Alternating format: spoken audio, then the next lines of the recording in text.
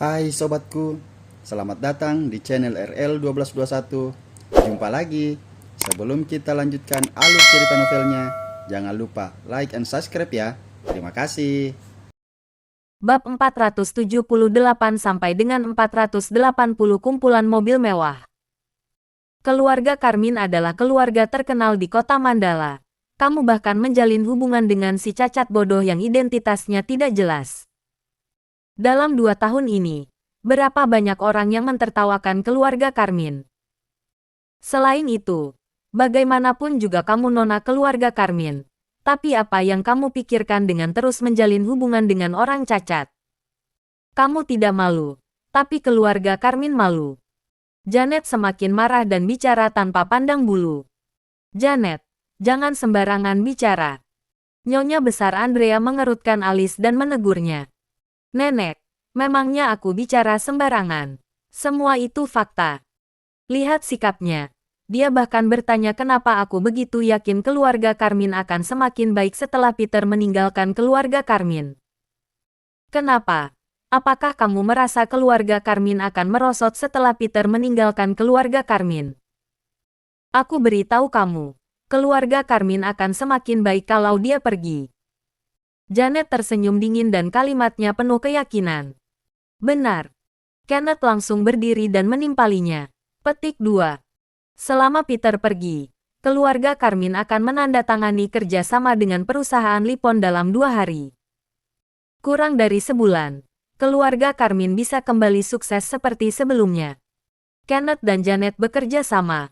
Anggota keluarga Karmin lainnya ikut mengangguk. Semua ini adalah kenyataan. Kenzo sudah bilang kalau dia akan menetapkan kerjasama begitu Peter pergi. Jadi, mengusir Peter adalah langkah pertama dan langkah paling penting. Abigail. Meskipun kata-kata Janet agak kasar, tapi masuk akal. Keluarga Karmin akan semakin baik kalau dia pergi. Aku juga percaya keluarga Karmin akan semakin baik kalau tidak ada dia. Nyonya besar Andrea perlahan melihat ke arah Abigail. Nenek, aku tahu. Anda tidak perlu mengatakannya lagi. Abigail melihat semua anggota keluarga Karmin lagi. Kenneth tersenyum dingin. Janet mencibir dan arogan serta tatapan penuh sindiran orang lainnya. Abigail melihat semuanya termasuk ketegasan di wajah Nyonya besar Andrea. Peter, aku sangat berharap kamu bisa melihat tampang mereka. Aku sangat berharap kamu punya kemampuan. Sehingga suatu hari nanti mereka menyesali keputusan hari ini. Perlihatkan pada mereka kalau mereka salah menilaimu. Abigail perlahan mengangkat kepala sambil berkata dalam hati dan akhirnya tersenyum kecut. Harapan pada akhirnya hanyalah harapan. Itu adalah dua hal yang berbeda dengan kenyataan. Kenyataannya adalah Peter tidak punya latar belakang keluarga dan tidak ada kerabat di kota Mandala. Kenyataannya adalah dia hanya orang cacat yang punya sedikit uang kompensasi. Mungkin Joshua dan lainnya hanya bersikap baik padanya karena Peter punya sedikit uang. Ini adalah kenyataan. Saat ini, Abigail hanya bisa mengakui dan menerima kenyataan. Suara deru mesin mobil segera terdengar dari luar pintu. Kemudian, Peter didorong masuk oleh Frikar. Haha, orang yang tidak tahu akan berpikir itu bos besar. Dia bahkan punya sopir. Saat melihat ini, Kenneth mencibir. Dia tidak bisa mengemudi sendiri. Jadi, Abigail tanpa sadar melindungi Peter, tapi perlahan menutup mulut setelah mengatakan sampai di sini. Sebelum kesan keluarga Karmin pada Peter berubah, mereka tidak akan percaya apapun yang dikatakannya, juga tidak peduli. Peter, kita hari ini membahas masalah keluarga. Nyonya besar Andrea melihat Peter, lalu berkata sambil mengerutkan alisnya. Begitu masuk, Peter bisa merasakan kalau suasananya aneh. Kenneth dan lainnya terlihat tersenyum dingin. Mereka menunjukkannya dengan terang-terangan. Frikar, tunggu aku di mobil. Frikar segera mengangguk begitu Peter selesai bicara, lalu menutup pintu dan menunggu di luar. Setelah Frikar menutup pintu, Peter perlahan melihat anggota keluarga Karmin. Ekspresinya terlihat datar. Saat dilihat Peter, Kenneth dan lainnya seolah merasa Peter sudah menebak pemikiran mereka. Abigail, ada yang ingin aku berikan padamu. Peter terdiam beberapa saat, lalu tiba-tiba tertawa sambil menggelengkan kepala. Bagus juga. Semua anggota keluarga Carmine ada di sini. Dia akan memakai kesempatan ini untuk menjelaskan beberapa hal. Begitu Abigail menandatangani kontrak ini, maka mulai sekarang, semua orang di keluarga Carmine termasuk Nyonya Besar Andrea tidak akan berani memperlakukan Abigail dengan dingin lagi. Berikan nanti saja. Hari ini, ada hal penting yang harus kamu lakukan. Janet tertawa dengan dingin. Meskipun Peter tidak paham maksud Janet, tapi dia sudah terbiasa dengan sikap dingin keluarga Carmine. Dia tidak peduli. Kursi roda bergerak ke arah Abigail. Peter, ada yang ingin aku katakan padamu. Abigail menunduk dan terdiam beberapa saat, lalu perlahan melihat Peter. Kebetulan sekali, aku juga ingin mengatakan sesuatu padamu. Peter tersenyum. Dia mengangguk dan hendak membuka file di tangannya. Biarkan aku bicara duluan. Abigail berhenti sejenak, lalu berkata, "Baik, kamu bicara dulu." Peter mengangguk dan perlahan mengeluarkan dokumen dari tas. Namun, semua anggota keluarga Carmine tidak ada waktu memerhatikan Peter. "Aku rasa kamu sudah seharusnya meninggalkan keluarga Carmine."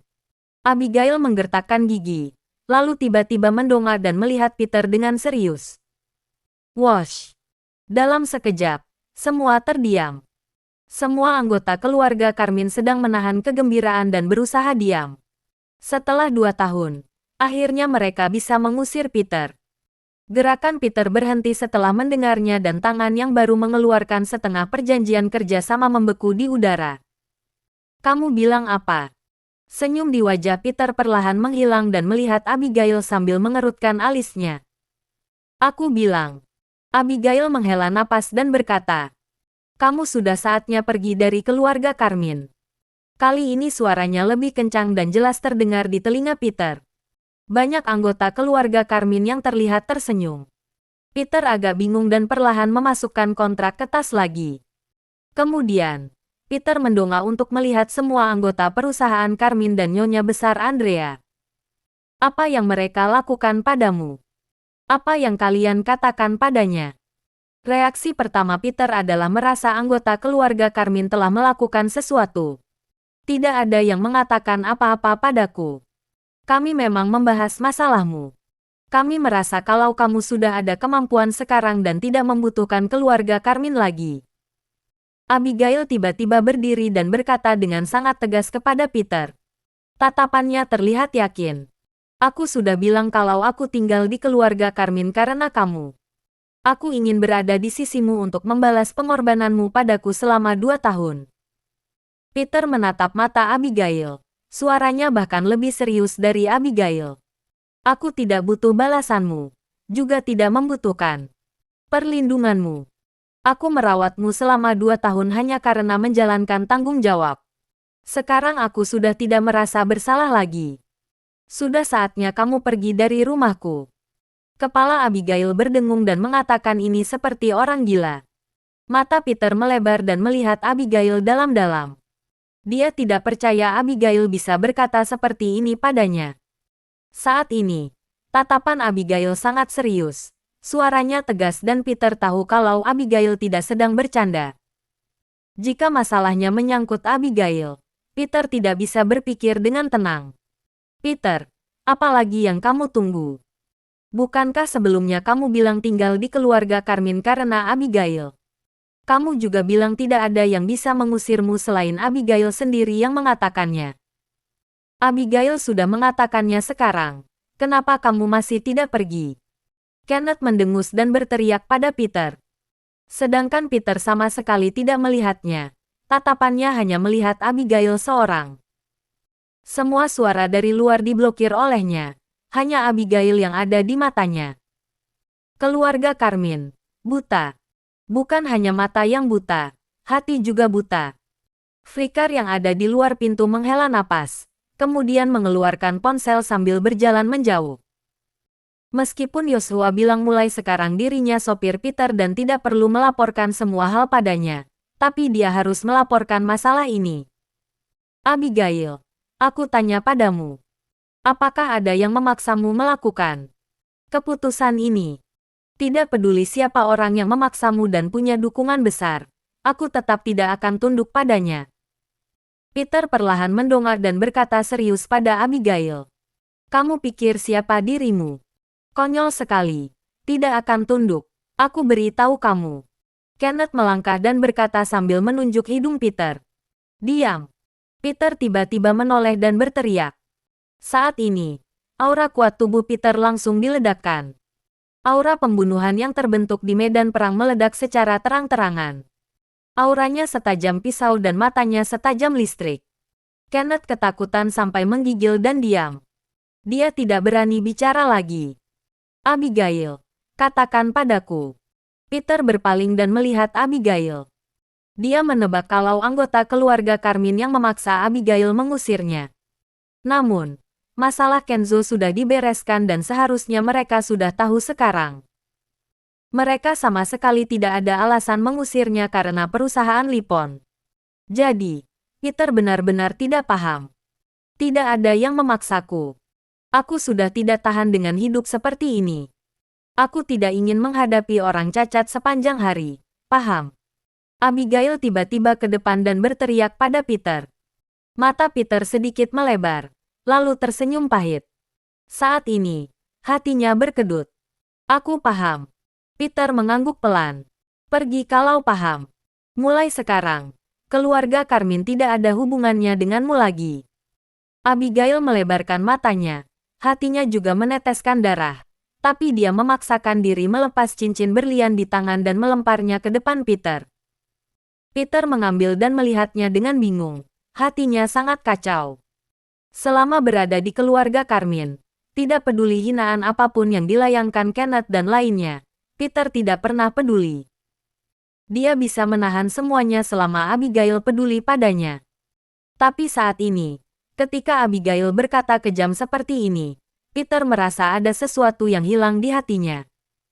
Abigail, aku tanya untuk terakhir kalinya. Kamu benar-benar ingin mengusirku? Peter perlahan mengangkat kepala dan ekspresinya kembali tenang. Abigail menggertakkan gigi, melihat Peter dalam-dalam dan hatinya seperti disayat pisau. Dia ingin mengatakan sesuatu, tapi tidak ada satu kata pun yang keluar. Nyonya besar Andrea dan orang lainnya panik. Semuanya ingin mewakili Abigail bicara. Kamu pikir siapa dirimu? Masih berani bertanya. Keluarga Carmine akan semakin baik kalau kamu pergi. Ini hal yang sangat menggembirakan. Janet mendengus. Peter tidak peduli dengan apa yang dikatakan orang lain. Dia menunggu jawaban Abigail. Kamu akan menyulitkan keluarga Carmine. Keluarga Carmine pasti akan menjadi lebih baik kalau kamu pergi. Abigail menarik napas, lalu berkata sambil melihat Peter. Baik. Setelah mendengar jawaban ini, Peter perlahan bersandar di kursi roda dan tersenyum misterius. Di masa lalu, aku bertarung di medan perang dan diangkat menjadi komandan pada usia 15 tahun. Tuan Besar Nelson berkali-kali memohon pada ayah angkatku untuk menetapkan pernikahan dengan keluarga Carmine. Ayah angkatku menyetujuinya karena mengingat Tuan Besar Nelson telah berjasa. Tapi dia tidak tahu kalau keturunan keluarga Carmine, orang hebat, langka. Ketika aku sedang bersinar dulu, keluarga Carmine yang memohon padaku. Saat ini aku sedang jatuh dan orang yang menginjakku dengan kejam juga keluarga Carmine. Tatapan Peter tenang dan berkata dengan ekspresi datar. Tanpa sadar semua anggota keluarga Carmine mendengarkan dengan diam. Tidak ada yang membantahnya. Aku ingat budi keluarga Carmine yang telah menerimaku. Aku juga ingat penghinaan keluarga Carmine padaku. Budi sudah dibalas penghinaan, jadi tidak perlu diungkit lagi. Mulai hari ini, aku Peter tidak ada hubungannya lagi dengan keluarga Carmine. Aku harap kalian tidak akan menyesal nanti. Peter melihat Abigail dengan dalam, kemudian menggerakkan kursi roda untuk pergi. Berengsek, kamu bahkan berani berkata seperti itu. Jangan terus mengatakan kalau kamu orang besar di kemiliteran dulu, kamu orang cacat sekarang. Selama kamu meninggalkan keluarga Carmine, Kami akan segera menandatangani kerjasama dengan perusahaan Nippon. Kenapa kami harus menyesal? Aku bukan hanya tidak akan menyesal, tapi juga akan menyalakan kembang api untuk merayakannya nanti. Kenneth tersenyum dingin dan berkata sinis di belakang Peter. Peter perlahan berhenti, kemudian mengeluarkan file dari dalam tas. Sebenarnya kedatanganku hari ini untuk memberikan satu hadiah pada keluarga Carmine. Tapi tidak perlu lagi sekarang. Setelah mengatakannya, Peter langsung merobek kontrak di tangannya. Kontrak dirobek 2 lalu menjadi 4. Setelah beberapa saat kemudian, sudah menjadi serpihan kecil. Dia mengangkat tangan dan menaburkannya. Pergi, pergi sekarang juga. Kenneth ke depan dan berteriak. Boom. Pada saat ini, pintu ditendang dari luar. Tap, tap. Kemudian, 2 tim pengawal berbaju hitam masuk. Semua anggota keluarga Carmine tercengang. Kepala mereka berdengung saat melihat pemandangan di luar dari pintu yang ditendang. Entah sejak kapan kediaman keluarga Carmine sudah dipenuhi banyak mobil. Semuanya mobil mahal dan mobil Rolls-Royce di depan sangat mencolok. Bagian mobil menghadap ke depan. Lampu ganda berkedip menghadap pintu gerbang keluarga Carmine. Jika mobil mewah ini tidak ada apa-apanya, tapi orang yang berdiri di depan mobil itu membuat jantung anggota keluarga Carmine berdetak kencang. Yoshua Kuncoro dari Kuncoro Pharma, Hendra Danuarta Kepala Daerah Jandir, Randy Tombolo Kepala Wilayah Zendia. Masih ada lagi, Richard Salim komplotan mafia terkenal kota Mandala.